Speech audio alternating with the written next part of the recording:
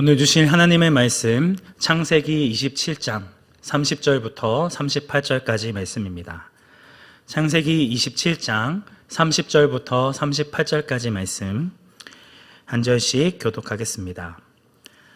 이삭이 야곱에게 축복하기를 마침에 야곱이 그의 아버지 이삭 앞에서 나가자 곧 그의 형 에서가 사냥하여 돌아온지라.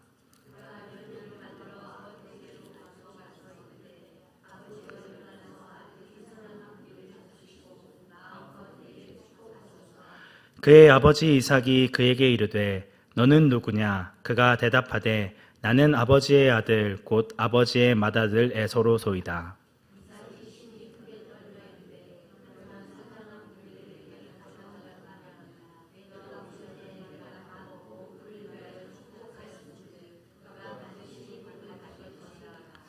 에서가 그의 아버지의 말을 듣고 소리질러 슬피 울며 아버지에게 이르되 내 아버지여 내게 축복하소서 내게도 그리하소서.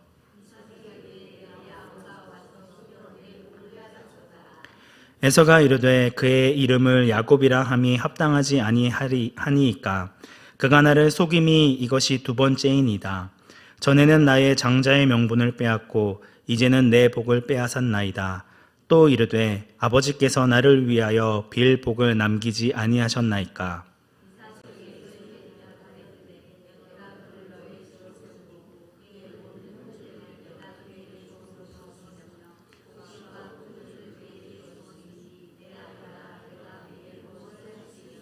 함께 읽겠습니다.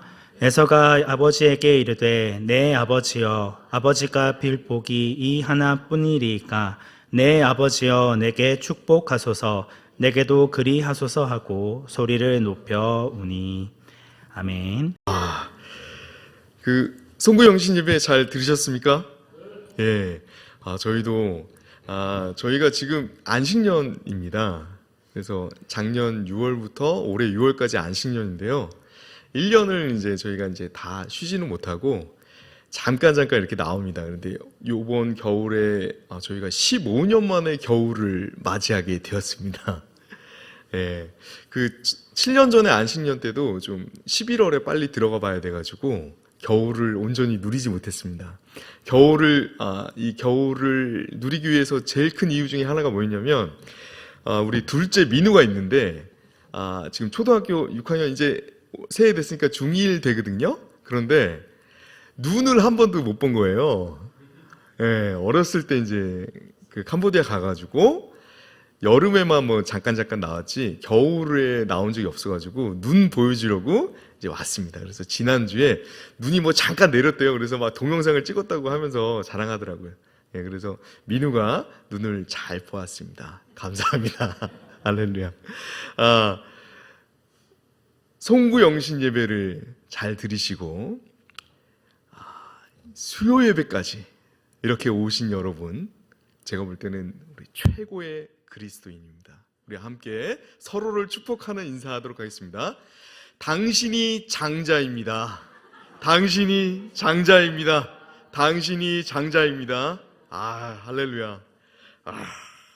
제가 볼 때는 이 한국교회에서 1월 1일 수요 저녁 예배를 드리는 교회는 제가 볼 때는 거의 10% 안쪽이라고 제가 보고 있습니다. 너무 훌륭한 우리 교회 성도님들입니다.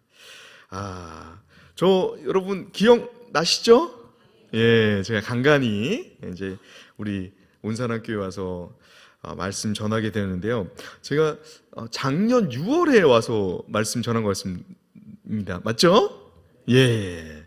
그래서 6월에 말씀 전하면서 제가 전한 말씀 좀 혹시 기억하고 계십니까? 예, 그때 이렇게 열왕기 상 이런 얘기 했었습니다. 그래서 이렇게 로뎀나무 얘기하면서 이렇게 짠 전도사 얘기하고 얘기했습니다. 그래서 오늘 후속탄으로 제가 묵혀놓은 1탄이 이제 기도였는데, 이 2탄이 이제 묵혀놓은 결단이라는 제목으로 여러분과 함께 나누려고 합니다. 준비되셨습니까?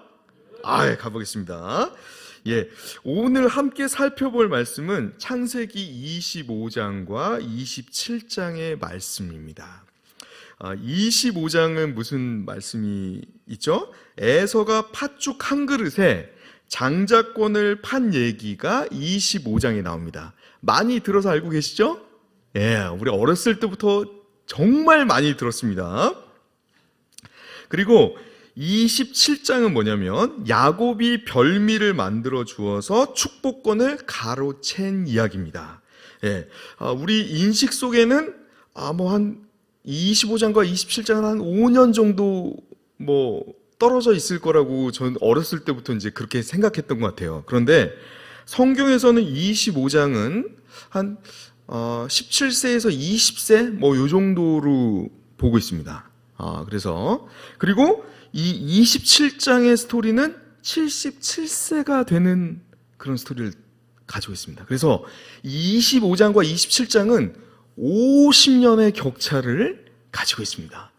놀랍죠, 여러분? 예, 처음 들으셨죠? 예. 저도 이제 성경 연구하면서 처음 제가 이렇게 깜짝 놀랐었습니다. 자, 그럼 살펴봅시다. 그래서 오늘 25장과 27장의 이야기를 통해서 성경이 우리에게 하고자 하는 말이 뭡니까? 이게 가장 중요한 얘기 아니겠습니까? 이 25장과 27장, 우리가 매우 잘 알고 있는, 어렸을 때부터 모든 얘기를 들어서 알고 있는 이 스토리의 핵심 메시지가 뭐냐 하는 이야기입니다. 예, 그것은 성경은 이렇게 우리에게 얘기하고 있습니다. 그것은 간단한 메시지입니다. 이런 걸 잘 하셔야 돼요. 에서처럼 되지 말고 야곱처럼 되어라. 예, 이게 25장부터 27장 전체에 흐르는 메시지인 것입니다. 예, 맞죠, 여러분? 예, 이 일을 제기하신 분들 없으시죠? 예, 감사합니다. 우리 에서를 닮지 말고 야곱을 닮아라 라고 하는 게 이 전체 내용의 이야기입니다. 즉, 성경은 에서가 잘못한 점을 찾아내서 그 잘못을 하지 말고 야곱이 잘한 점을 찾아내서 그 일을 그대로 하라라고 우리에게 말씀하고 있습니다. 자, 그렇다면 사랑하는 여러분, 우리 에서의 잘못을 한번 찾아봅시다. 에서가 무슨 잘못을 했습니까? 예, 그렇죠. 장자의 권리를 팔았죠. 그게 25장 34절. 성경을 좀 찾아볼 텐데 좀 잘 따라와 주시기 바랍니다. 25장 34절을 좀 함께 읽어보겠습니다. 25장 34절 말씀입니다. 예, 시작. 야곱이 떡과 팥죽을 에서에게 주매 에서가 먹으며 마시고 일어나 갔으니 에서가 장자의 명분을 가볍게 여김이었더라. 아멘. 에서가 장자의 명분을 가볍게 여긴 것을 성경은 잘못했다라고 이야기하고 있습니다. 좀 더 정확한 번역은 예전 번역이 좀 더 번역을 잘한 것 같아요. 예전 번역은 경홀히 여겼다 이렇게 번역이 되었던 것 같아요. 그래서 좀 더 정확하게 번역을 하면 이렇습니다. 에서가 장자의 명분을 우습게 여김이었더라 입니다. 네. 그리고 여러분 또 한 가지가 남아 있습니다. 바로 야곱이 잘한 점을 찾아내는 것입니다. 장자의 명분을 산 것이죠. 예. 그런데 뭡니까? 야곱은 이 성경 전체의 스토리를 통해서 우리에게 막 의문점을 제시합니다. 도대체 잘한 게 뭔가? 성경은 우리에게 야곱같이 살라고 하면 뭐지? 사기친 것밖에 없는데 우리 보러 사기치라는 말인가? 알쏭달쏭합니다. 그런데 성경은 분명히 아브라함의 하나님, 이삭의 하나님, 야곱의 하나님이라는 얘기를 통해서 야곱에게서 무엇을 배우라고 하는 것입니다. 예. 성경을 잘 살펴보면 우리가 한 가지 야곱의 장점을 발견할 수 있습니다. 그것은 바로 야곱이 장자권에 대한 강렬한 열망이 있었다는 것입니다. 아멘? 요건 동의하시죠? 예, 동의합니다. 자, 그렇다면 여러분, 오늘 성경은 이렇게 정리할 수 있습니다. 장자권을 우습게 여기지 말고 어떻게 해서라도 장자권을 쟁취하라. 자, 그렇다면 여러분, 우리는 우리 머릿속에 다음 중요한 질문들이 꼬리를 물고 떠오릅니다. 그렇다면 이런 질문이 떠오르지 않습니까? 과연 장자권이란 무엇인가? 예, 그렇죠? 이런 질문들이 떠오르시죠? 예, 성경 연구할 때 이렇게 계속 꼬리에 꼬리를 물고 가시는 게 중요합니다. 장자권을 가지게 되면 일단 유산을 2배를 더 상속받았습니다. 그리고 아버지의 권위를 상속받았습니다. 그리고 이삭의 집안에서는 여호와 하나님을 상속받게 되는 것이죠. 즉 아브라함의 하나님, 이삭의 하나님, 그리고 내 이름 뒤에 하나님을 상속받게 되는 것입니다. 즉 하나님을 소유하게 되는 권리가 장자권의 핵심입니다. 그리고 그 축복을 이어받게 되는 것이죠. 하나님께서 아브라함에게 하셨던 하늘의 별과 같은 바닷가의 모래와 같은 자손의 축복을 계승하는 것입니다. 출애굽 때 이 축복은 성취되어집니다. 더 나아가 이 축복은 예수 그리스도에게까지 전해져 온 세상을 구원하는 축복으로 계승되어집니다. 자, 잘 오셨습니다. 그렇다면 여러분, 오늘날 이 장자권은 어떻게 이해될 수 있을까요? 마태복음 1장에 그 지루했던 많은 이름들이 이제야 빛을 발하게 됩니다. 아브라함으로부터 시작돼서 예수 그리스도께까지 전달되고, 그 전달된 이름이 예수님의 제자들에게까지 복음이 전달되고, 예수님을 전했던 자들을 통해서 내가 구원을 받고 내가 하나님의 양자가 되고, 또 뭡니까? 이게 여기서 저에게서 그치는 것이 아니라 다른 자에게 하나님을 소유하게 하는 일을 전해주는 것. 그 뭐죠? 성경은 그것을 제자 삼는 일이라고 얘기하고 있습니다. 바로 이것을 하나님을 내가 소유하고 내 하나님을 다른 사람에게 소유하도록 하게 하는 이 행위, 이것이 바로 장자권이라고 하는 것이죠. 그것은 오늘날 간단하게 간략하게 얘기하자면, 제가 많은 고민을 했습니다. 오늘날 이 장자권이 무엇인가? 바로 하나님을 소유하고 하나님을 전해주는 일, 그것은 바로 오늘날 직분이라고 할 수 있겠습니다. 예수 그리스도, 하나님을 전해주는 일, 소유하고 전해주는 일, 그것이 바로 장자권입니다.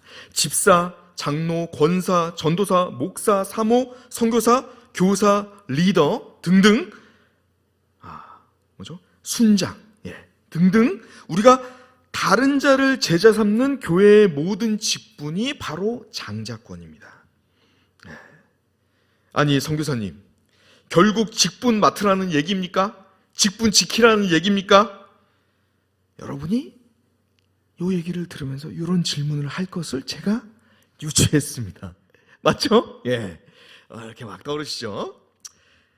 또 다음번 생각을 제가 한번 유추해 보겠습니다. 선교사님, 교회 일하니까 힘든 점만 많고 좋은 일은 없던데요? 이런 생각 떠오르셨죠? 너무 힘들어요. 올해까지 하고 내년은 안 할래요. 막 이런 거. 우리 연말에 늘 이것 때문에 목사님들이 힘들어합니다. 그리고 또 뭡니까? 교회 직분 맡으면 좋은 일이 있습니까? 이런 질문들. 여러분, 바로 그것을 오늘 본문이 설명하고 있습니다. 한번 찾아볼까요? 창세기 27장 34절을 한번 읽어보겠습니다. 27장 34절, 오늘 본문 말씀인데요. 한번 읽어볼게요. 시작! 에서가 그의 아버지의 말을 듣고 소리내어 울며 아버지에게 이르되, 내 아버지여 내게 축복하소서, 내게도 그리하소서. 뭐하고 있죠? 에서가 막 울고 있어요. 우는 거 한번 더 볼까요? 38절 한번 더 읽어보겠습니다. 시작! 에서가 아버지에게 이르되, 내 아버지여 아버지가 빌 복이 이 하나뿐이리이까 내 아버지여 내게 축복하소서, 내게도 그리하소서 하고 소리를 높여 우니. 뭐죠? 상남자 에서가 대성통곡을 하고 있습니다. 예. 사랑하는 여러분, 그런데 여러분 이 본문 읽으면서 이상하다고 느낀 적 없었습니까? 저도 수십 년 동안 이 본문을 읽으면서 이상하다고 느꼈던 적이 없는데요. 최근 이 말씀을 연구하면서 이상하다고 느낀 점이 떠올랐습니다. 뭐죠? 에서가 처음에는 어떻게 했습니까? 장자권을 사모했나요? 우습게 여겼나요? 우습게 여겼죠. 근데 갑자기 이 축복권을 우습게 여겨야 되는 게 같은 메시지 아닙니까? 그렇죠? 그런데 앞에서는 장자권을 우습게 여긴 에서가 갑자기 축복권 뺏겼다고 울고불고 난리가 났다는 거예요. 너무 좀 신기하지 않나요? 네, 갑자기 어떻게 됐죠? 태세의 전환이 이루어진 거죠. 막 우습게 여기고 멸시 여기다가 갑자기 이거 없으면 막 죽겠다는 식으로 막 대굴대굴 구르면서 울고 있는 겁니다. 예, 여러분 왜 그럴까요? 요런 어떤 이해되지 않는 고비마다 하나님의 놀라운 메시지들이 숨겨져 있습니다. 한번 그 이유를 알아봅시다. 첫 번째, 에서가 장자권을 우습게 여긴 데는 이유가 있습니다. 예. 제가 볼 때는 26장 처음에 등장하는 기근이 원인인 듯 합니다. 26장에 기근이 시작되고 있거든요. 그리고 뭐죠? 처음에는 아버지 이삭의 유산이 많이 있었는데 기근으로 인해서 이삭의 재산이 점점 없어졌던 것으로 유추가 됩니다. 상속받을 유산이 그렇게 많지 않았던 거죠. 그리고 25장 27절을 보면 성경은 에서를 익숙한 사냥꾼이라고 말하고 있습니다. 무슨 얘기입니까? 에서는 능력이 출중한 사냥꾼이었다는 말입니다. 나중에 아버지 이삭이 너의 활과 화살통을 가지고 나가서 짐승을 잡아오라라는 얘기를 통해서 볼 때 에서는 활을 기가 막히게 쏘는 명사수였던 걸로 유추가 되어집니다. 그게 무슨 얘기죠? 예, 이 에서는 쏘면 맞는 거예요. 그냥 백발백중인 거예요. 그 얘기는 무슨 얘기입니까? 저 산에 돌아다니는 모든 짐승은 다 내 거야. 이겁니다. 내가 안 잡는 이유는 제가 상할까봐 안 잡는 거야. 예, 이런 거죠. 예, 그거는 어떻게 발전이 됩니까? 이렇게 에서의 생각은 발전이 됩니다. 아버지 재산 정도야. 내가 조금만 열심히 짐승을 잡아서 가죽 팔면 아버지 재산, 유산 안 받아도 그만이야. 예, 이런 마음을 가졌을 거라는 것이죠. 예. 내 능력, 내가 할 수 있고 나는 저 도움 필요 없어. 어디까지 합니까? 나는 하나님 필요 없어 라고까지 가게 되는 것이죠. 내가 잘났고 내 능력이 출중해서 내가 벌어먹고 살 수 있으니까요. 에서가 장자권을 우습게 여겼습니다. 그런데 여러분, 그런 에서가 축복을 받지 못했다고 울고불고 오늘 본문에서 난리가 났습니다. 왜 그랬을까요? 그동안 에서의 심경에는 무슨 거대한 변화가 있었던 것일까요?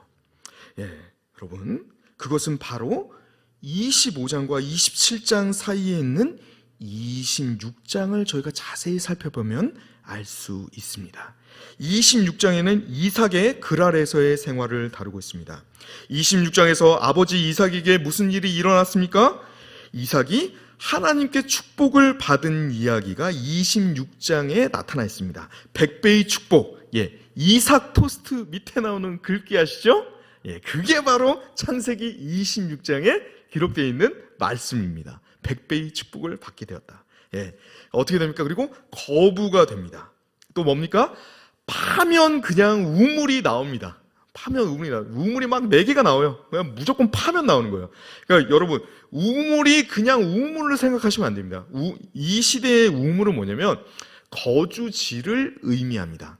우물 하나를 파면 이렇게 얘기할 수 있겠네요. 아파트 단지가 하나 생기는 겁니다. 아시겠죠? 예. 그럼 막 파면 아파트가 나오는 거예요. 예. 파면 아파트 나오고, 또 이삭이 어떤 일을 맞이하게 됩니까?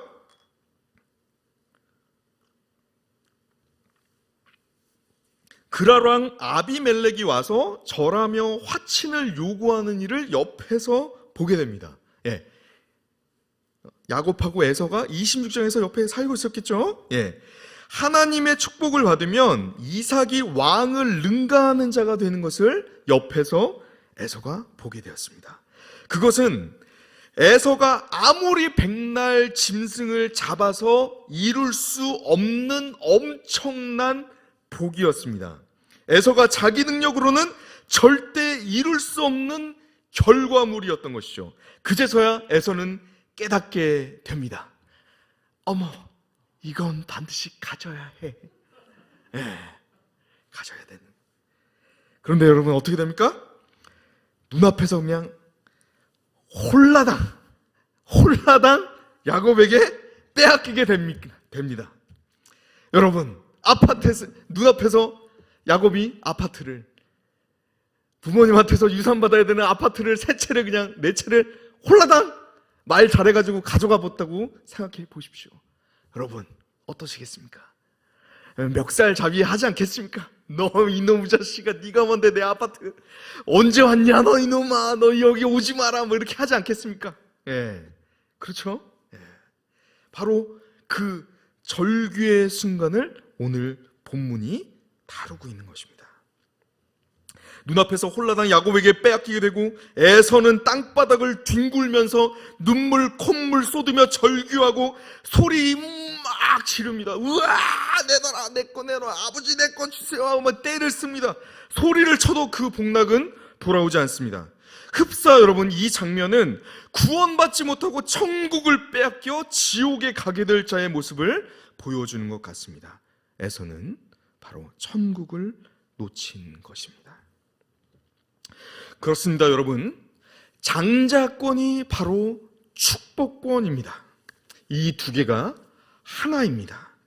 직분을 지키면 하늘에서 복이 쏟아집니다. 선교사님, 아닌데요.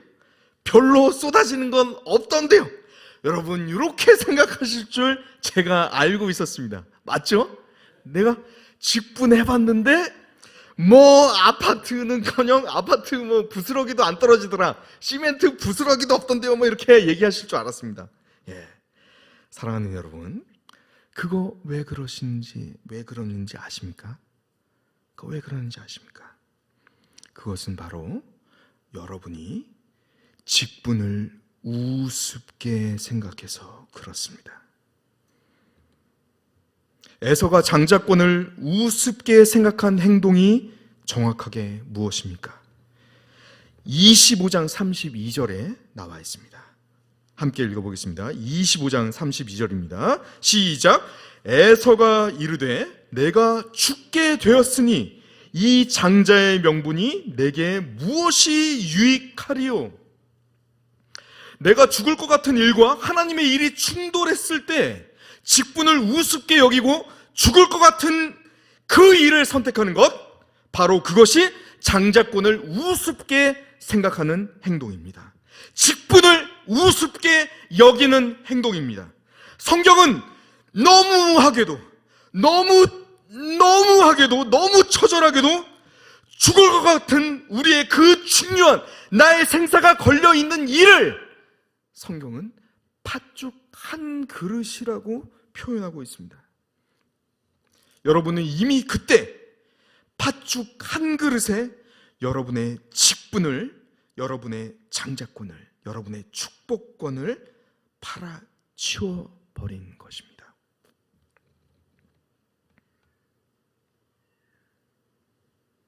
사랑하는 여러분, 맡겨진 직분을 목숨을 다해서 완수해 보신 적 있으십니까? 내가 죽을 것 같은 일과 그 직분이 겹쳐졌을 때 직분을 선택해 보신 적이 있냐 하는 질문입니다. 여러분, 직분을 선택해 보십시오. 왕이 찾아와 무릎을 꿇는 일들을 여러분이 경험하게 되실 것입니다. 제가 올해 6월에 와서 작년 6월이게 되겠네요. 세상에서 가장 힘든 일들을 나누었습니다.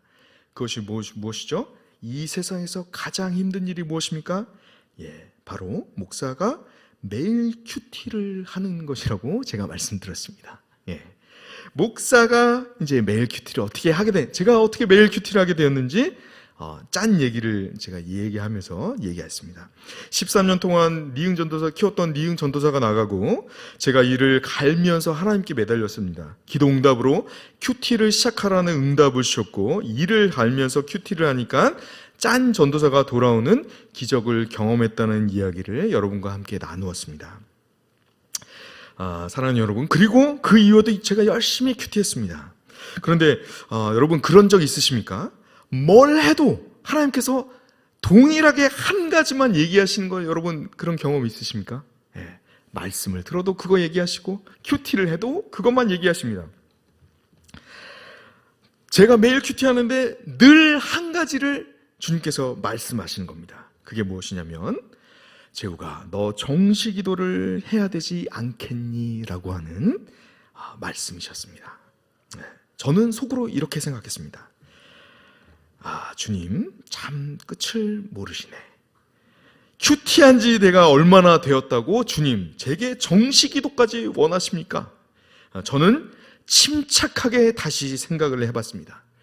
여러분 그래도 제가 목사인데 많은 훈련을 받지 않았겠습니까? 제가 훈련도 많이 해줬고요. 제 경험에 미뤄 봤을 때 정시기도를 한번 시작하면은 계속해야만 했습니다. 여러분 아십니까? 그런 경험 있으시죠?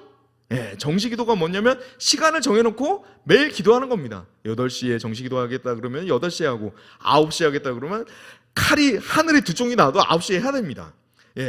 이런 거 제가 청년 때 많이 해봤는데요. 제일 힘든 게 뭡니까? 무엇을 하든지 간에 흐름이 끊깁니다. 정시기도를 하면요. 드라마를 봐도 9시에 다시 이렇게 접고 기도해야 되고 뭐 성경 연구를 해도 뭐 접고 다시 기도해야 됩니다. 너무 힘든 거예요. 그래서 저는 매일 큐티할 때마다 매일 하나님께서 그 말씀을 하셨지만 정시기도를 한다는 적용을 애써 피해가며 끝까지 정시기도를 하지 않기로 결단하였습니다. 그러다가 제가 재작년 여름에 내 팀에 단기 선교팀이 왔다고 그때 말씀드렸습니다.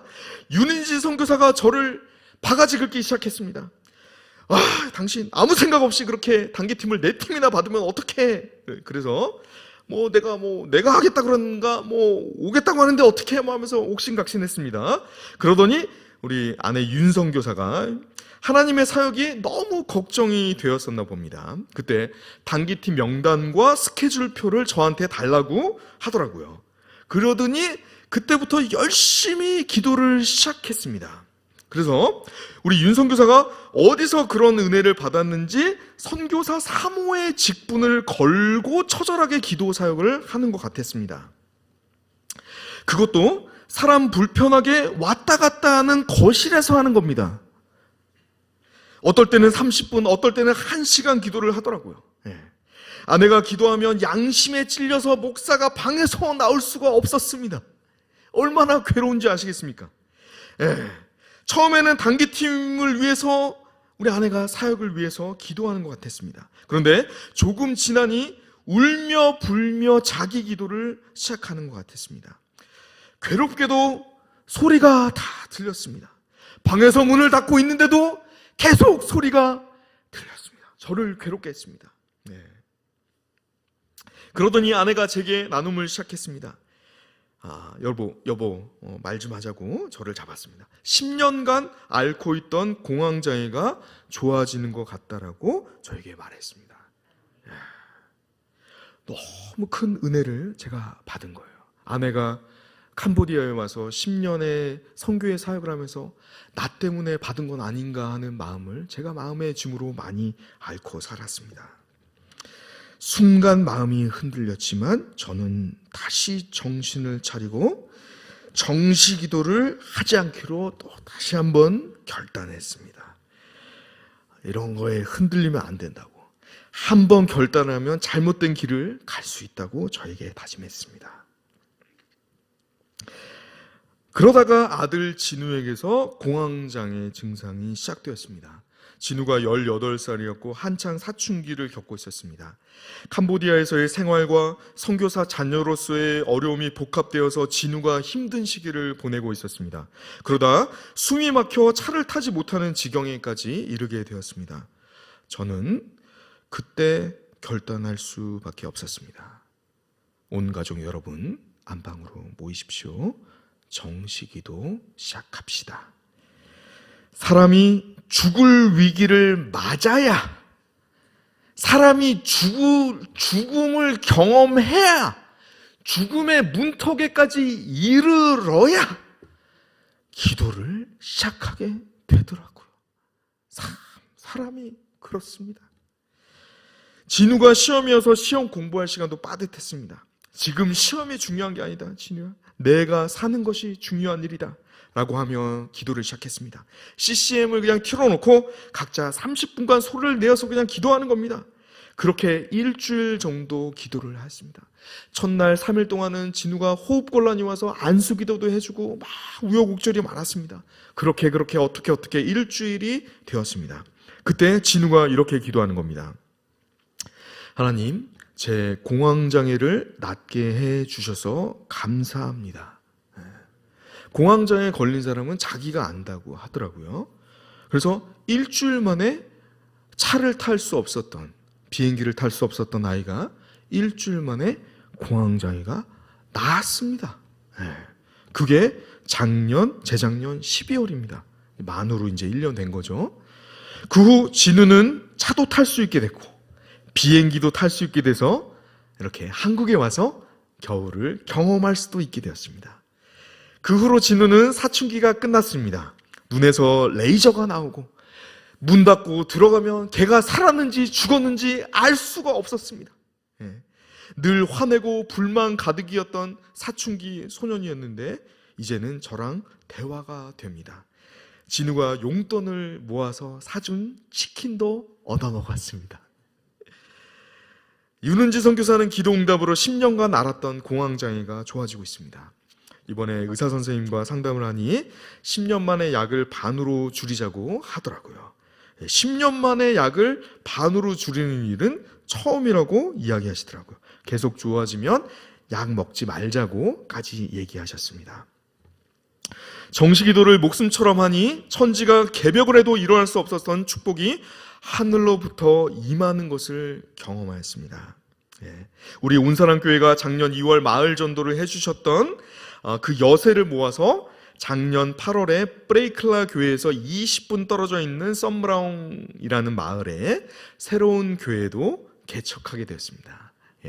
막 복음 들고 나가서 태블릿 PC에다가 복음 들고 해가지고 전도하고 예배를 처음 시작하고 한 4개월 이렇게까지 매주 예배를 드리는 일이 일어났습니다.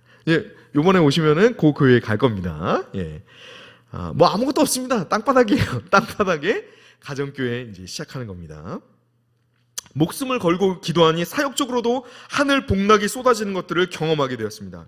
그래서 저희 가정은 오늘까지도 매일 정시기도 시간을 갖고 있습니다. 한국에 왔습니다. 장모님께 이 말씀을 들었습니다. 저희 장모님은 권사님이십니다. 장모님이 너무 기뻐하시며 착한 손자 진우를 얻게 되었다고 너무 기뻐하셨습니다. 그래서 아내가 말했습니다.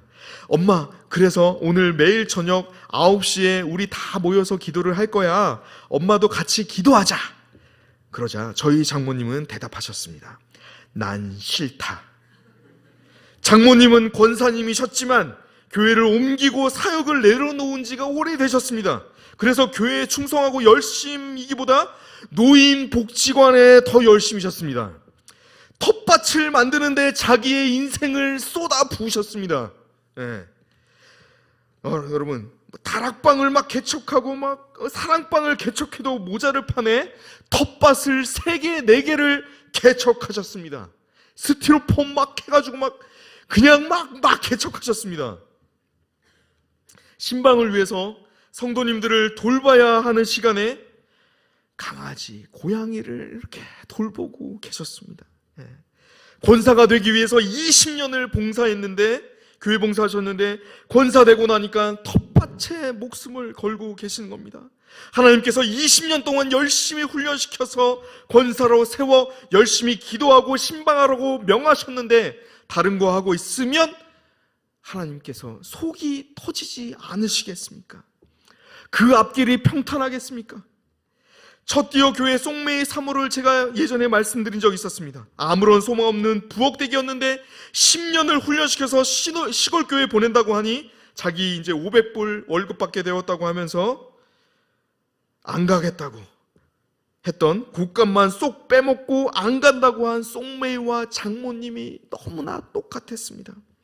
권사 직분만 쏙 빼먹고 기도 안 하고 신방 안 하고 교회 일에 관심 없는 장모님과 송매이가 정말 똑같았습니다. 장모님이 송매이였습니다. 그래서 집안에 여러분 난리가 났습니다. 6.25 때 난리는 거기에 비할 바도 못할 난리가 났습니다. 아내는 자기 캄보디아로 돌아간다고 하고, 장모님은 딸이 어떻게 저렇게 버릇없이 얘기하냐고, 저렇게 어떻게 눈을 부라리면서 나한테 얘기할 수 있냐고 막 성이 나셨습니다. 그래도 어떻게 가족 기도회는 꾸역꾸역 일주일 동안 이렇게 진행되었습니다. 저는 살얼음을 걷는 것 같았습니다. 그러다가 하나님께서 아내에게 노인복지관에 그만 마음 두고 교회 일에 마음 두라는 메시지를 장모님에게 전하라고 했답니다. 그 얘기하다가 장모님이 가출을 하셨습니다. 자기 집인데 가출을 하셨습니다. 그래서 온 가족이 너무 걱정돼서 전화를 해도 막 해도 꺼놓으셨습니다. 금요일이어서 금요 기도회에 가신다고 하는 거를 들은 것 같았습니다. 8시에 시작인데 6시부터 가신 겁니다. 장모님께서 주님과 장시간 씨름을 하러 가신 것 같았습니다. 걱정이 되어서 온 가족이 장모님 마중을 나갔는데 길에서 장모님과 딱 마주쳤습니다. 장모님께서 환하게 웃으면서 손을 들고 흔들면서 말씀하셨습니다. 기도 응답 받았어. 하나님께서 노인복지관의 마음을 뺏긴 것을 책망하시고 교회 일에 마음을 둘 것을, 나를 사랑할 것을 직접적으로 말씀하셨답니다. 그리고 장모님은 교회 주방 봉사를 시작하셨습니다. 그러자 복이 임했습니다. 장모님께서 계속 마음에 심려되는 일이 있었습니다. 전세 계약을 해야 될 때가 온 것입니다. 그런데 전세금을 올리게 되면 갈 곳이 없게 된 것이죠. 저희도 갈 곳이 없었습니다. 그런데 그날 기도응답 받으시고 며칠 있다가 주인에게 그 얘기를 꺼냈는데 집주인이 전세 금액 올리지 않고 언제까지나 그냥 계속 살라고 했답니다. 할렐루야. 장모님께서 권사 직분을 다시 삶의 목표로 두시니 천국 복락이 쏟아졌습니다. 그게 불과 작년 일입니다. 사랑하는 여러분, 직분의 몫은 거신 적이 있습니까? 아니, 그냥 감당하는 거 말고, 시키는 거 하는 거 말고, 여러분의 인생을 걸고 목숨을 걸고 진짜 내가 하나님께 이 목숨을 걸고 진짜 열심히 감당하신 적이 있냐 하는 말씀입니다. 시키는 것 정도 하는 것, 바로 그것이 여러분이 직분을 우습게 여기는 행동입니다. 당장이라도 팥죽 한 그릇에 그따위 직분 정도야 하고 팔아치울 수 있다는 것입니다. 우리 주 예수 그리스도께서 우리를 사랑하사 십자가에 달려 죽으시고 이 죄 많은 우리를 구원해 주셨습니다. 우리는 정말 아무것도 몰랐고 아무것도 할 수 없었습니다. 송매와 우리가 같았습니다. 우리를 택하사 오랜 시간 계획하시고 훈련시키셔서 겨우 쓸만한 사람으로 주님께서 만드셔서 직분자로 세우셔서 우리를 세우셨습니다.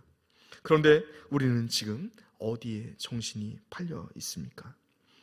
저 세상 일에, 복지관의 일에, 텃밭에, 더 높아 보이는 일, 더 멋져 보이는 일에 우리는 정신이 팔려 있지는 않습니까? 사랑하는 여러분, 우리가 있어야 할 곳은 바로 이 온사랑 교회입니다. 우리가 목숨을 걸어야 하는 곳이 바로 이 온사랑 교회라고 하는 것입니다. 여러분, 우리는 이 온사랑 교회에서 그냥 아주 그냥 썩어 문드러지셔야 됩니다.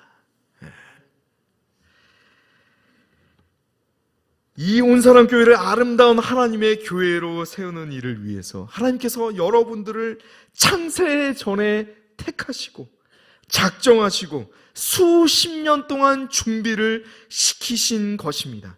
이 온사람 교회에 넘어져 있는 사람들 세우고 기도해 주라고 여러분을 그렇게 준비시켜 오셨습니다. 이 온사람 교회에 상처받는 사람 치유해 주라고 여러분을 그렇게 공부시키셨습니다. 제발 다른 데 갈 생각 같은 것 좀 하지 마십시오. 다른 것 좀 하지 마십시오. 송매이가 첫디어 교회에 푹 박혀서 썩어지고 있는 모습이 가장 아름다운 모습인 것처럼 사랑하는 여러분, 이 온사람 교회에 푹 썩어져 주 예수 그리스도의 걸음이 되십시오. 사랑하는 여러분, 큐티와 정시 기도에 목숨을 거십시오. 우리가 왜 그렇게 열심히 사역을 해도 열매가 없는 줄 아십니까? 큐티하지 않아서, 우리가 기도하지 않아서입니다. 직분에 목숨을 거십시오. 제발 여러분 딴 거 하지 마십시오. 사랑하는 여러분, 순원들이 나오지 않아서 힘든 순장님들 계십니까? 혼신의 힘을 다해서 직분을 감당해 보십시오. 순원들 사랑방 나오게 해달라고 시간을 정해놓고 매일 기도해 보십시오. 순원들이 한 명씩 나오는 기적을 여러분이 체험하게 되실 것입니다. 저 어렸을 적 나이 많고 인기 없는 교사 선생님 한 분이 계셨습니다. 그런데 이상하게 그 밤만 아이들이 갈수록 북적북적거리는 겁니다. 하도 이상해서 어머니한테 물어봤더니 그 선생님은 매일매일 아이들 이름 부르며 그렇게 기도하신대 라고 하시는 거 아니겠습니까? 매일 순원들 이름 부르시면서 기도해 보십시오. 사역적인 기적을 경험하시게 될 것입니다. 또 더 나아가서 그 사역적인 기적 위에 개인적인 축복이 하늘에서 쏟아지는 것을 여러분이 경험하게 되실 것입니다. 생활고로 인해서 주일 성수 못하는 분이 계십니까? 직분 못 받고 계신 분이 계십니까? 내가 죽게 되었으니 이 직분이 무슨 소용이 있냐라고 하실 것입니까?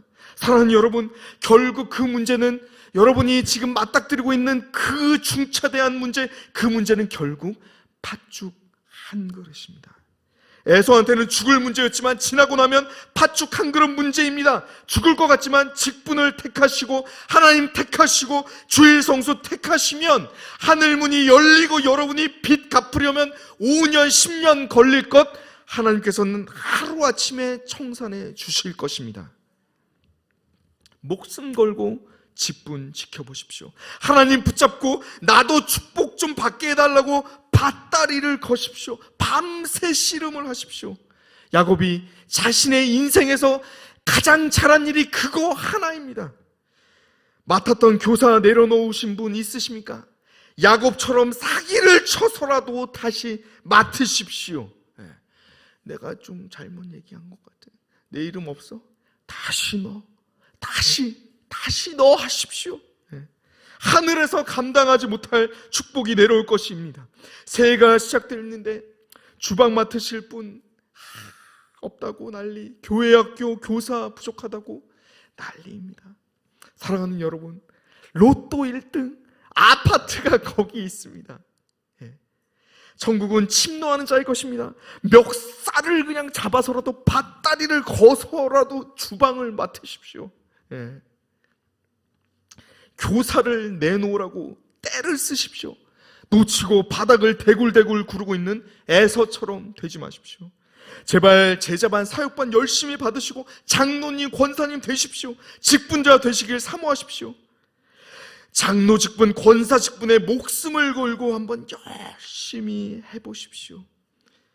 하나님께서 여러분들을 사용하셔서 하늘 문을 여시고 야 한번 복 받아봐라 라고 하면서 여러분한테 그냥 복을 막 입 벌려 라고 하면서 그냥 복을 디립다 넣어주시려고 지금 준비 중이십니다. 근데 그거 하나 못해가지고 팥죽 내놔라 이렇게 해가지고 여러분 우리가 이때까지 복 못 받고 있는 거 아니겠습니까? 사랑하는 여러분, 직분을 사모하십시오. 직분이 축복권입니다. 저기 브레이클라 교회, 첫디어 교회 리더들이 없어서 아우성입니다. 리더 한 명이 있으면 교인들이 10명을 책임질 수 있습니다. 리더 5명이면 50명이 나옵니다. 100명이 나오려면 리더가 몇 명이 필요하겠습니까? 10명이 필요합니다. 제가 매주 아이들에게 설명합니다. 그래도 리더를 안 합니다. 사랑하는 여러분, 직분을 사모하십시오. 직분이 축복권입니다. 순종하시는 그 순간 하늘에서 복락이 쏟아질 것입니다. 풀리지 않았던 문제가 하루아침에 눈 녹듯이 해결될 것입니다. 직분을 목숨과도 같이 지켜 아브라함의 하나님, 이삭의 하나님, 그리고 나의 하나님을 소유하는 천국을 침노하는 저와 여러분 되시기를 주님의 이름으로 축원합니다. 아멘.